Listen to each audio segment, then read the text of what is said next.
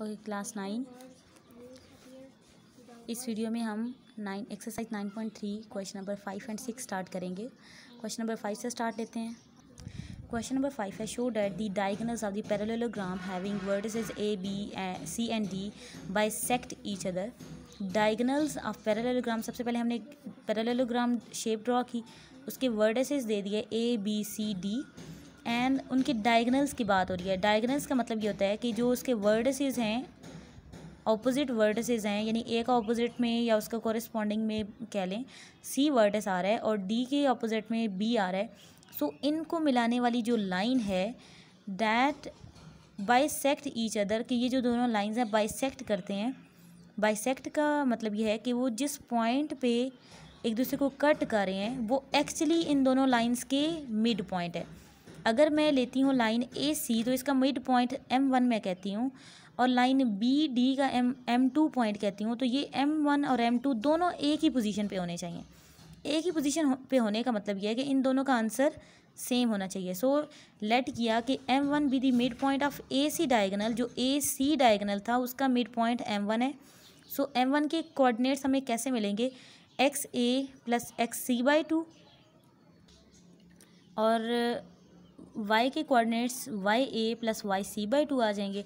सो यहाँ पे आप वैल्यूज़ पुट करते हैं इसकी M1 की।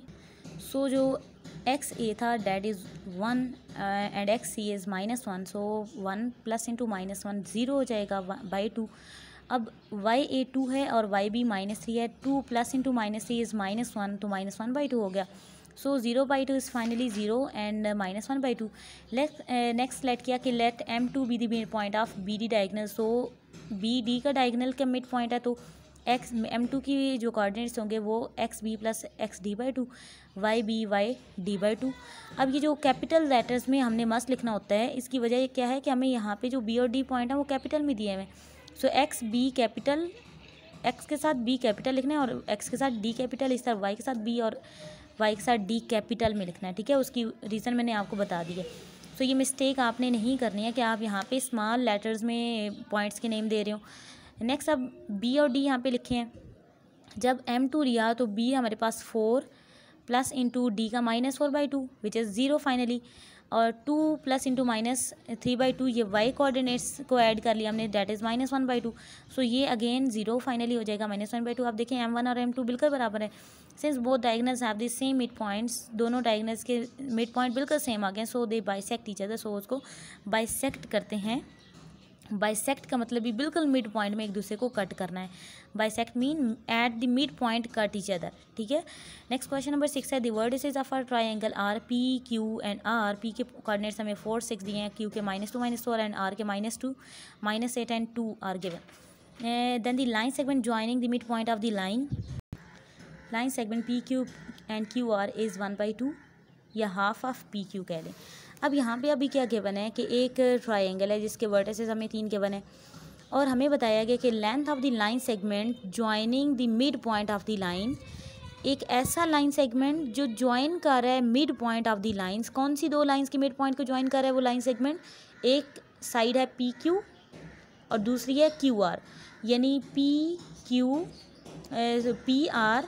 आर का मिड पॉइंट और क्यू आर का मिड पॉइंट, इन दोनों को एक लाइन सेगमेंट जो ज्वाइन कर रहा है, ये वाला line segment half of P Q के इक्वल है। सो एक्चुअली इस क्वेश्चन के अंदर जो पूरी थ्योरी है उसको एक अगर लाइन से डिनोट किया जाए, so we have to show this notation.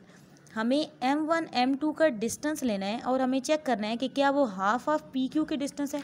ये जो पी क्यू हमारा है इसके हाफ ऑफ ये M1 M2 का डिस्टेंस है। ठीक है, यानी अगर लाइन M1 M2 इतनी है, ठीक है, M1 M2 की लाइन अगर इतनी सी है तो इसके डबल करके अगर इतनी लाइन होगी ना तो वो P और Q की होनी चाहिए। ठीक है, सॉरी उसके हाफ की होनी चाहिए। ठीक है, या ये क्या कहा जाए कि इसके डबल ये होनी चाहिए या इस लाइन के हाफ वाली ये होनी चाहिए। ठीक है, यानी ये वाली अगर PQ है तो इसका बिल्कुल अगर हाफ लिया जाए ना फिर इतना सा, ठीक है, वो हमारी M1 M2 की लाइन होनी चाहिए। ये हमने चेक करना है। सो सबसे पहला स्टेप हमने मिड पॉइंट फाइंड करने हैं PR का और QR का। मैंने लेट किया PR का जो मिड पॉइंट है वो M1 है और QR का मैंने डायग्राम बताया कि वो M2 है।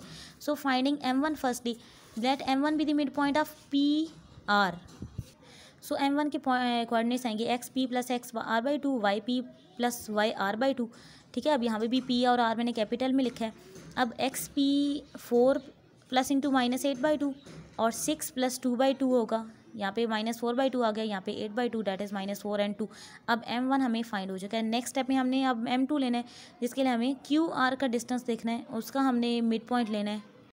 सो जब लेट किया कि M2 be the mid point of QR, so M2 is equal to XQ plus XR/2 YQ plus YR/2।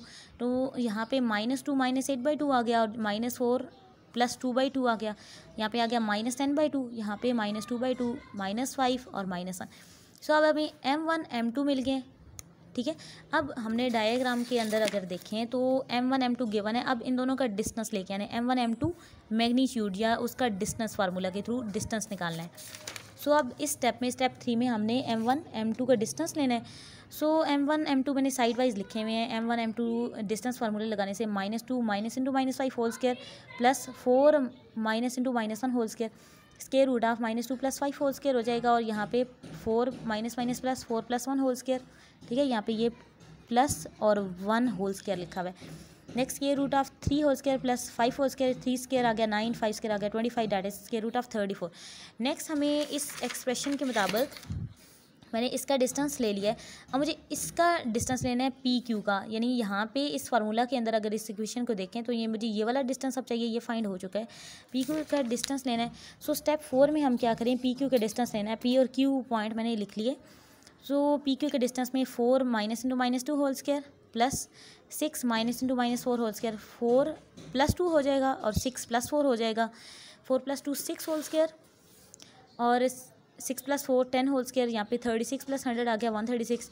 136 को मैं लिख सकती हूँ 4 मल्टीप्लाई एक perfect number 4 perfect square number 4 multiply 34 लिख सकती हूँ। और इसका रूट पॉसिबल है, डैट इज़ 2 और square root 34 as it is आ जाएगा, इसके ऊपर रूट रहेगा। अब स्टेप 5 में फाइनली हमने इस इक्वेशन के अंदर दोनों वैल्यूज़ पुट कर दी हैं। M1 M2 की डिस्टेंस हमें फाइंड हो गया, PQ का डिस्टेंस हमें फाइंड हो गया। सो पुटिंग वैल्यूज़ यहाँ पे आ गया just square root 34 plus half of PQ की वैल्यू अभी हमें फाइंड हो 2 इंटू स्क्वायर रूट 34। यहाँ पे 2 और 2 कैंसिल आउट हो गए, जस्ट स्क्वायर रूट 34 इक्वल हो गया ना। It means hence prove that M1 M2 का जो डिस्टेंस है वो हाफ ऑफ PQ के डिस्टेंस के इक्वल है। कि जो हमारे पास M1 M2 है और PQ का अगर हाफ लिया जाए, PQ का ये हाफ लिया जाए तो वो M1 M2 के डिस्टेंस के इक्वल आ जाता है, ठीक है। सो आप लोगों ने इन कंसेप्ट को समझना है अच्छे से, और अगर कोई चीज़ आपको कंफ्यूज कर रही है तो आपने मेरे से पूछ लेना है।